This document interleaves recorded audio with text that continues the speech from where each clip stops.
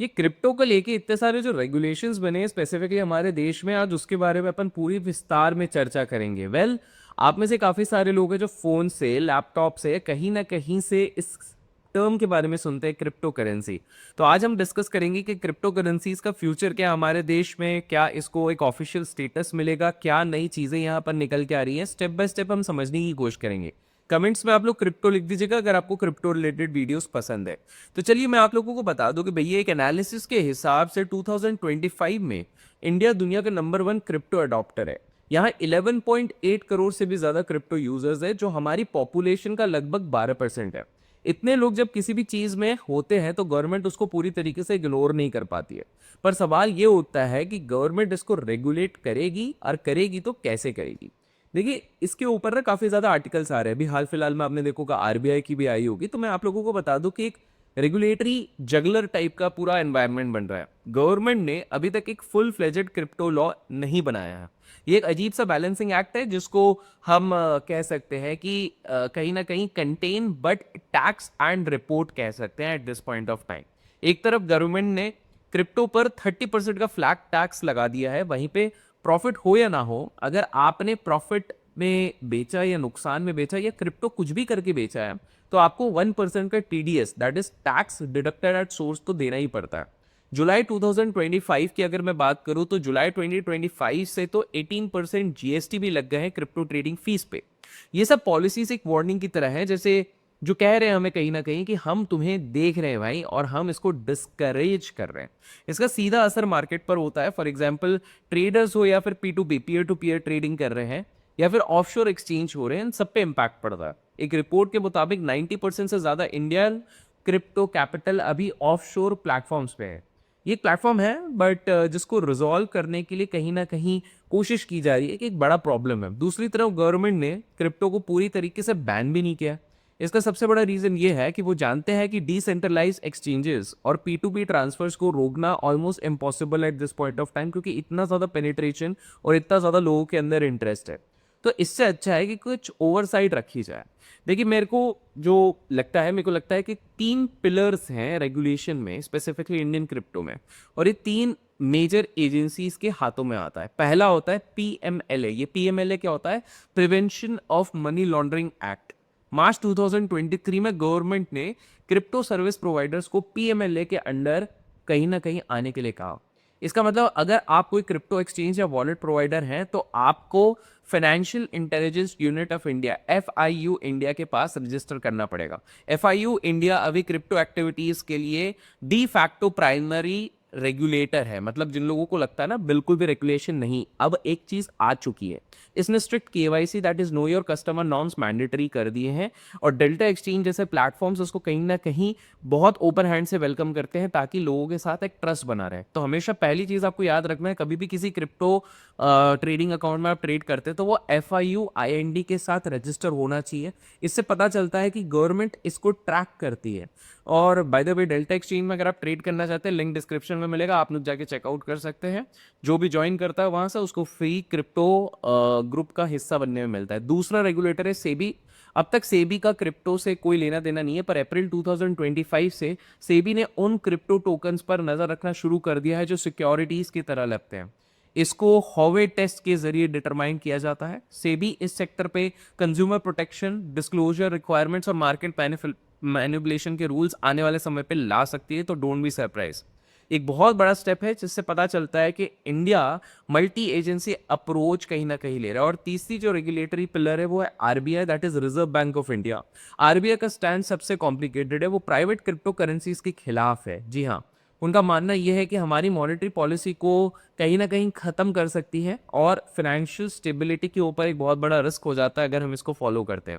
RBI governor Sanjay Malhotra ji ने तो साफ साफ कह दिया था कि इंडिया को क्रिप्टो करेंसीज की जरूरत नहीं है, क्योंकि हमारे पास यूपीआई है। उनका सबसे बड़ा डर है डॉलर बैक स्टेबल कॉइन से है, जिससे रुपये की वैल्यू कहीं ना कहीं खतरे में आ सकती है। लेकिन दैट बीइंग सेड, कहीं ना कहीं पार्लियामेंट में डिस्कशंस हो रहे हैं, कहीं ना कहीं बजट पर डिस्कशंस हो रहे हैं। तो ये एक किसी बड़े प्रोफेशनल ब्यूरोक्रेट या एक व्यक्ति के डिसीजन पे निर्भर नहीं करेगा। बाय द वे, वीडियो अभी तक लाइक नहीं किया तो लाइक जरूर कीजिए। नेक्स्ट चीज आपको ये चीज समझना पड़ेगा कि आरबीआई सिर्फ क्रिप्टो के खिलाफ नहीं है, उसने अपना खुद का digital version, that is digital रुपया या फिर ई रूपी लॉन्च किया है। मार्च 2025 तक ये जो ई रूपी है इसका सर्कुलेशन 1016 करोड़ तक पहुंच गया है। ये एक टोकन बेस्ड सिस्टम है जो प्राइवेट क्रिप्टो का एक स्ट्रैटेजिक ऑल्टरनेटिव है। अभी क्यों इतना इंपॉर्टेंट है? पहला तो सॉवरेनिटी। देखिए ये रुपी का डिजिटल रूप है जिसको आरबीआई कंट्रोल करने की कोशिश करता है। इसकी वैल्यू काफी ज्यादा स्टेबल है। दूसरा, कॉस्ट सेविंग की अगर मैं बात करूं, इससे फिजिकल करेंसी मैनेजमेंट में ऑलमोस्ट 40,000 करोड़ तक की बचत हो सकती है। और तीसरा, फाइनेंशियल इंक्लूजन। देखिए ऑफलाइन ट्रांजैक्शंस की कैपेबिलिटी जो होती है, उनकी कैपेबिलिटी होने के कारण ये उन एरियाज में भी यूज हो सकता है जहाँ इंटरनेट कनेक्टिविटी लिमिटेड है। तो कहीं ना कहीं इनके काफी ज्यादा फायदे हैं। और एक चीज अगर हमको देखना चाहिए तो ग्लोबली किस तरह से क्रिप्टो करेंसीज इंडिया की प्लेस्ड है, तो ग्लोबल अलाइनमेंट देखें तो कार्फ, CARF और G20 लीडरशिप के नजरिए से हम देखते हैं तो समझ में आएगा। इंडिया का रेगुलेटरी जर्नी सिर्फ डोमेस्टिक नहीं जबकि ग्लोबल स्टैंडर्ड्स को भी कहीं ना कहीं मैच करने की कोशिश करता है। इंडिया ने OECD के क्रिप्टो एसेट रिपोर्टिंग फ्रेमवर्क, जिसको कार्फ कहते हैं, को अप्रैल 1 2027 तक इम्प्लीमेंट करने का कमिटमेंट दिया हुआ है। इसका मतलब यह है कि इंडिया दूसरे कंट्रीज के साथ क्रिप्टो ट्रांजैक्शन डेटा एक्सचेंज करेगा। ये ऑफशोर टैक्स एवेजन को रोकने के लिए एक गेम चेंजर है। इंडिया की G20 प्रेसिडेंसी के दौरान इसने कार्फ को यूनानिमसली एंडोर्स करवाया, जिससे कि Indian global crypto policy coordination में एक लीडर बन गया। और इससे पता चलता है कि इंडिया ग्लोबल स्टैंडर्ड्स को कहीं ना कहीं फॉलो करता है। इसी के साथ साथ हमको समझना चाहिए कि भैया वो जो FTX था, FTX का कोलैप्स, हमने उस पर एक वीडियो बनाया हुआ। अगर आप स्कैम सीरीज का प्लेलिस्ट चेक करते हैं हमारे चैनल पे, अभिषेक कर पे, तो आपको वो मिलेगा। तो उससे भी कुछ चीज़ें सीखनी चाहिए। देखिए नवंबर 2022 में FTX का कोलैप्स हुआ। इंडिया के लिए एक बहुत बड़ा लेसन था। 5 लाख से ज़्यादा Indian investors directly FTT token के एक्सपोजर से अफेक्ट हुए थे। इस इवेंट ने not your keys not your coins के प्रिंसिपल को वैलिडेट किया और रेगुलेटर का ध्यान कंज्यूमर प्रोटेक्शन की तरफ खींचने शुरू किया। इसने डोमेस्टिक एक्सचेंज ओवरसाइट के लिए आर्ग्यूमेंट्स को और ज़्यादा मजबूत किया। इससे पता चलता है कि जब तक एक्सचेंजेस ट्रांसपेरेंट नहीं होंगे तब तक इन्वेस्टर्स कहीं ना कहीं सेफ नहीं हुए। और सेफ्टी की अगर हमें बात करें और FIR कंप्लाइंट की बात करें तो delta exchange is a really good alternative. और आगे जाने से पहले मैं आपको डेल्टा एक्सचेंज के बारे में कुछ बताना चाहूँगा। तो जैसे कि हम लोग अभी हाल फिलहाल पे स्क्रीन पे आ गए हैं और आप लोगों को पता है कि this is delta exchange. Delta exchange पे जो मैंने अभी हाल फिलहाल का आपकी बात कही, FIU कंप्लायंट, तो यहाँ पर आप देख सकते हैं लिखा हुआ है registered with FIU government of India we're fully compliant with the in regulators which is actually a good thing. दूसरी चीज़ जो मैं पहले भी बता चुका हूँ, स्मॉलर अमाउंट से आप कर सकते हैं, 2500 से चालू कर सकते हैं। आप वर्किंग क्लास हैं या बिजी पर्सन है तब आप ट्रेड कर सकते हैं 24/7। आप डेली एक्सपायरीज को यहाँ पर एंजॉय कर सकते हैं। काफ़ी सारी चीज़ें कम पैसे के साथ भी कर सकते हैं। अलग अलग तरीके के ऑर्डर्स कर सकते हैं, बास्केट ऑर्डर कर सकते हैं, स्ट्रैटेजी बिल्डर कर सकते हैं, deep out of the money कर सकते हैं, PNL एनालिटिक्स, काफ़ी सारी चीज़ें आप यहाँ पर एक्सप्लोर कर सकते हैं। और जैसे कि आप लोगों को पता है डेरिवेटिव ट्रेडिंग के लिए स्पेसिफिकली अगर आप क्रिप्टो में करना चाहते हो उसके लिए बेस्ट है। मैं आप लोगों को एक बहुत बढ़िया मस्त चीज़ यहाँ पर बताता हूँ कि काफ़ी सारे लोग बोलते हैं कि हमको ऑप्शंस आता है लेकिन हमको कहीं ना कहीं अपनी खुद की स्ट्रैटेजी बनानी है, तो प्लीज़ हमको उसमें कहीं ना कहीं हेल्प करो। तो यहाँ पर आप जाते हैं and you actually select something called strategy builder. यहाँ पर आपको दिख रहा होगा स्ट्रैटेजी बिल्डर। तो आप स्ट्रैटेजी बिल्डर पर जाने के बाद आपको यहाँ पर सामने पूरी तरीके से दिख जाता है। यहाँ पर आपको राइट साइड में दिख रहा होगा जहाँ पर सीधे लिखा है कि add contracts from option chain. तो let's take an example, hypothetical example लेते हैं कि अभी एज ऑफ नाउ जब मैं रिकॉर्ड कर रहा हूँ मैं ये बोलता हूँ कि भैया 13,200 पे ये चीज़ ख़त्म होगी। तो लेट्स से हम 32 इसका स्ट्राइंगल कर रहे हैं। अब यहाँ पर देखिए एक बहुत बढ़िया चीज़ है, ये पहले से बोलता है अच्छा आपको रिड्यूस करना है। You are currently using isolated where each order is under, if you switch your account to portfolio margin mode you will get risk off loading. तो यहाँ पर देखिए आपके पास ऑप्शंस रहते हैं जिससे कि आप अपने मार्जिन को रिड्यूस कर सकते हैं। साथ में आप यहाँ पर पे ऑफ देख सकते हैं कि भैया ये इसमें पे ऑफ क्या रहेगा। तो देखो पे ऑफ क्या बोल रहा है कि अगर मार्केट इसी के आसपास पे एक्सपायर हुआ, अब इसके क्योंकि जैसे मैंने आपको बताया रोज़ रोज़ एक्सपायरी होती है, तो हमारे पास पे ऑफ होगा। लाइकवाइज आप PNL टेबल पे देख सकते हैं कि भैया टारगेट PNL तो ऑब्वियसली हम देख रहे हैं कि 0.1 और 0.05 के बेसिस पे हो यहाँ पे। तो ये हमें ये कह रहा है कि भाई अगर आपका एक्सपायरी पे ये पूरी तरीके से हो जाता है तो आप कहीं ना कहीं एक लॉट पे 1.70 USD का फ़ायदा उठा सकते हैं। यहीं पर अगर आप जाते हैं जैसे कि हमने इधर देखा है, इसको अगर मान लीजिए लेट्स टेक एन एग्जाम्पल, हमारे पास फिलहाल के लेट्स से 165 लॉट्स हैं। और हम बोलते कि भैया 70 लॉट हम ये करेंगे, 70 लॉट हम ये कर रहे हैं। तो ये बता रहा है ऑलमोस्ट $160 यहाँ पे लगेगा। अब जैसे ही मैंने यहाँ पर ये चीज़ चेंज करी है, स्वाभाविक सी बात है कि हमारा पूरा पे ऑफ चार्ट भी चेंज हो गया होगा। तो अब पे ऑफ चार्ट पे ये सिंपल सी चीज़ बताएगा कि आपकी पॉसिबिलिटी पैसे कमाने की कितनी है। तो यहाँ पे ये बता रहा है कि भैया यहाँ पर अगर एक्सपायरी हुई तो आपके पैसे बनेंगे, XYZ पैसा बनेगा, वहाँ पे नहीं हुई तो आपके पैसे नहीं बनेंगे।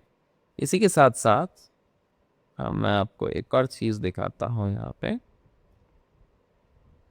लेट्स टेक एन एग्जांपल, आपने बोला कि चलो भैया अपन ने इसी ट्रेड को लेने की कोशिश कर रहे हैं। Just give me a second, क्या हो गया भाई, ये speed, yes. So let's say यहाँ पर पीएनएल टेबल यहाँ पर वैसे ही बदल गया कि भैया टारगेट पीएनएल आपका $8.5 ऑफ करके एक बार 11481 डिजिट बैक, करेक्ट? हाँ, 481 अच्छा 118। तो हम ये कर रहे हैं एक कॉल एक पुट। तो अभी आप देख रहे हैं 2.30 का मार्जिन चल रहा है, ठीक है। इसी के साथ अब हम फ्यूचर अगर रेगुलेटरी सिनेरियोज को देखें तो देखिए आने वाले सालों में क्या होगा, इसके लिए 3 मेजर सिनेरियोज मेरे हिसाब से बिल्डअप होता है। पहला होगा ग्रेजुअली एक रेगुलेटरी फॉर्मलाइजेशन होगी जिसकी प्रोबेबिलिटी सबसे ज़्यादा ऑलमोस्ट 65%। क्या होगा, गवर्नमेंट पीएमएलए फ्रेमवर्क पर आगे बढ़ेगी, सेबी का ओवरसाइट बढ़ेगा और डिटेल्ड केवाईसी एएमएल स्टैंडर्ड्स कहीं ना कहीं बनाए जाएंगे। इसमें कोई रिवॉल्यूशनरी चेंज नहीं होगा, ना इसकी आवश्यकता भी है, बस एग्जिस्टिंग फ्रेमवर्क्स को थोड़ा सा एक्सपांड किया जाएगा। और मार्केट में इसका क्या इम्पैक्ट होगा, ज़्यादा नहीं, मॉडरेट ग्रोथ जरूर होगी, जिससे कि इंस्टीट्यूशनल पार्टिसिपेशन बढ़ेगा कि भैया चलो ठीक है अब यहाँ पर लीगैलिटीज बढ़ गई हैं तो ये होगा। दूसरा सिनेरियो जिसकी प्रोबेबिलिटी मुझे 25% लगती है वो ये है कि गवर्नमेंट एक नया डेडिकेटेड क्रिप्टो करेंसी का बिल ला सकती है। इसमें अलग अलग क्रिप्टो एसेट्स के लिए क्लियर लीगल स्टेटस होगा और सर्विस प्रोवाइडर्स के लिए लाइसेंसिंग रिक्वायरमेंट्स होगी। मार्केट में इसका क्या इम्पैक्ट होगा, देखिए सिग्निफिकेंट ग्रोथ एक्सेलरेशन आपको यहाँ पर दिखेगा और मेन स्ट्रीम मीडिया कहीं ना कहीं जब इसके बारे में बहुत ज़्यादा बात करने लग जाएगी, जब टीवी पे इसकी बहुत ज़्यादा बात होगी other than just social media, जो ऑलरेडी धीरे धीरे करके इससे शुरू हो रहा है। आप देखते हैं काफ़ी आपके फेवरेट जो टीवी बिजनेस चैनल से वहाँ पर इसकी बात हो रही है, तो वहाँ से एक मेन स्ट्रीम अडॉप्टेशन कहीं करना ज़्यादा बढ़ जाएगा। एंड फाइनली एक बहुत ही ज़्यादा रेस्ट्रिक्टिव रेगुलेटरी टाइटनिंग आ सकती है जिसकी प्रोबेबिलिटी 10% है। इसमें क्या होगा कि भाई फाइनेंशियल स्टेबिलिटी कंसर्न्स के चलते गवर्नमेंट प्राइवेट क्रिप्टो करेंसीज को कंप्लीटली बैन कर सकती है। जी हाँ, सिर्फ डिजिटल रूपी को ही डिजिटल करेंसी के तौर पर रख सकती है और उसके अलावा सब कुछ बैन कर सकती है। सही कहूँ तो ये बहुत एक्सट्रीम स्टेप्स हैं और मुझे नहीं लगता ये थर्ड वाली पॉलिसी कहीं ना कहीं आ सकती है, इसलिए मैंने इसकी सबसे कम प्रोबेबिलिटी रखी हूँ। तो हम किस निष्कर्ष पे पहुंचते हैं, हम किस कंक्लूजन पे पहुंचते हैं, हम ये पहुंचते हैं कि भाई इंडिया का क्रिप्टो रेगुलेटरी जर्नी अभी फिलहाल के लिए काफ़ी ज़्यादा ऊपर खाबड़ और कॉम्प्लिकेटेड रास्ते से जा रहा है। ये तो आप और मैं दोनों एग्री करते हैं। देखिए गवर्नमेंट इनोवेशन को सपोर्ट ज़रूर करना चाहती है लेकिन सिस्टमैटिक रिस्क को अभी भी मैनेज करना चाहती है at the same point of time. उनका अभी का अप्रोच पार्शियल ओवरसाइट एक स्मार्ट मूव होता है। इससे अनसर्टेनिटी बनी रहती है लेकिन रेगुलेटर को फ्लेक्सिबिलिटी मिलती है ताकि वो टेक्नोलॉजी के साथ इवॉल्व हो। मेरी राय में आने वाले जो 24 से 36 मंथ्स रहेंगे वो बहुत ज़्यादा क्रूशल होते हैं इंडिया के नज़रिए से। अगर देखें क्लैरिटी विदाउट बहुत ज़्यादा रेगुलेशन, ये सबसे ज़्यादा फोकस पे रहना चाहिए अगर हम टेक्नोलॉजिकली भी एडवांस करना चाहते हैं, प्लस एक नया प्लेटफॉर्म कहीं ना कहीं लोगों को प्रोवाइड करना चाहते हैं। इसका मतलब ये है कि ऐसे रूल्स बनने चाहिए जो इनोवेशन को भी इनेबल करे, ऐसा नहीं कि इनोवेशन को कम्प्लीटली ब्लॉक कर दे लेकिन उन्हें कहीं ना कहीं स्टॉप भी करे जहां वो गलत होंगे। टैक्स सिस्टम को थोड़ा सा रेशनल बनना पड़ेगा ताकि कैपिटल का फाइट रोका जा सकता है। अभी हाल फिलहाल में टीडीएस इतना ज़्यादा लग जाता है, टैक्स इतना ज़्यादा लगता है which is little discouraging to all the people. तो हम ग्लोबल क्रिप्टो लीडर नहीं बन पाएंगे अगर ये सारी चीज़ें चलेगी। इंडिया को टेक्नोलॉजी न्यूट्रल रेगुलेशन डेवलप करनी पड़ेंगे ताकि हमारी फंक्शनैलिटी और ज़्यादा बेटर हो सके एंड ग्लोबल स्केल के साथ हम लोग मैच कर सके। बिकॉज ग्लोबली अगर आप देख सकते हो इंटरनेशनल कंट्रीज कितनी ईजिली क्रिप्टोज को एक्सेप्ट करना शुरू कर दिए, कहीं पे ही तो ट्रांसफर की बातें वहाँ से हो रही है लेकिन इंडिया में ये चीज़ हो नहीं पा रही है। तो ये सारी चीज़ें होंगी तो ये भी पॉसिबल हो जाएगा। तो आप लोगों को क्या लगता है, क्या इंडिया में रेगुलेशंस आने चाहिए ऑन क्रिप्टो या नहीं आने चाहिए? कमेंट्स में जरूर बताएगा। I will keep waiting for you. Till then keep learning, keep growing, keep investing and keep trading.